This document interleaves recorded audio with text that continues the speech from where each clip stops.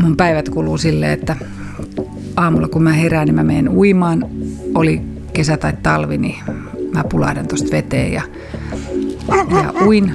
Ja sitten mä laitan vähän keittiöuuniin tulta ja keitän puuron ja kahvin. Ja sitten mä rupean kirjoittamaan. Se on mun ensimmäinen työpäivä on niin kuin noin 4 tunnin mittainen. Ja sitten mä lähden kävelemään. Mä otan koirat ja menen jonnekin rannalle ja käppäilen tai metsään ja kävelen pitkän lenkin ja tuuletan ajatuksia. Ja sitten mä tuun takaisin. Ja se on semmoista paikasta toiseen siirtymistä. Mä välillä mun täytyy vähän lukea ja sitten mun täytyy vähän keitellä teetä ja laittaa ruokaa ja tehdä kaikki semmoisia kotoisia pikkujuttuja.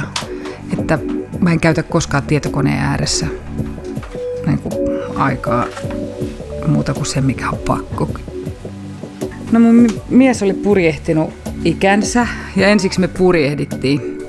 Ja sitten kun lapset kasvoi sen niin isoiksi, että ei enää mahduttu oikein purjeveneeseen 7 viikoksi, koska ne halusi, että kaverit on mukana, niin me hankittiin mökki täältä.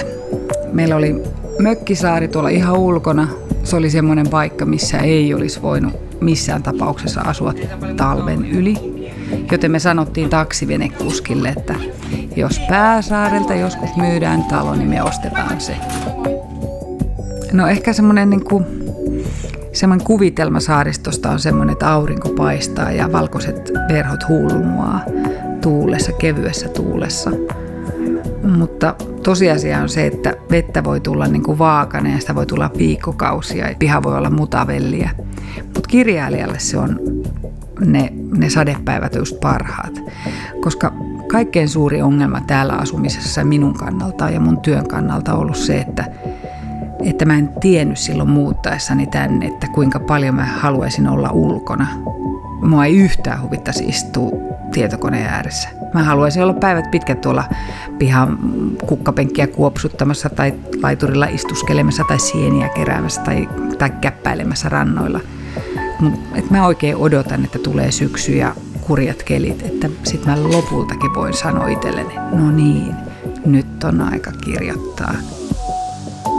On palannut semmoinen vanha kyläilykulttuuri, koska kun asutaan näin kaukana, niin ystävät kun tulee, niin ne jää aina yöksi. Ne ei vaan piipahda tai me ei vaan niin kuin nähdä jossain nopeasti kahvilla, vaan sitten kun ne tulee, niin ne on aina yötä. Ja semmoinen vanha kunnon kyläilykulttuuri on voimissaan.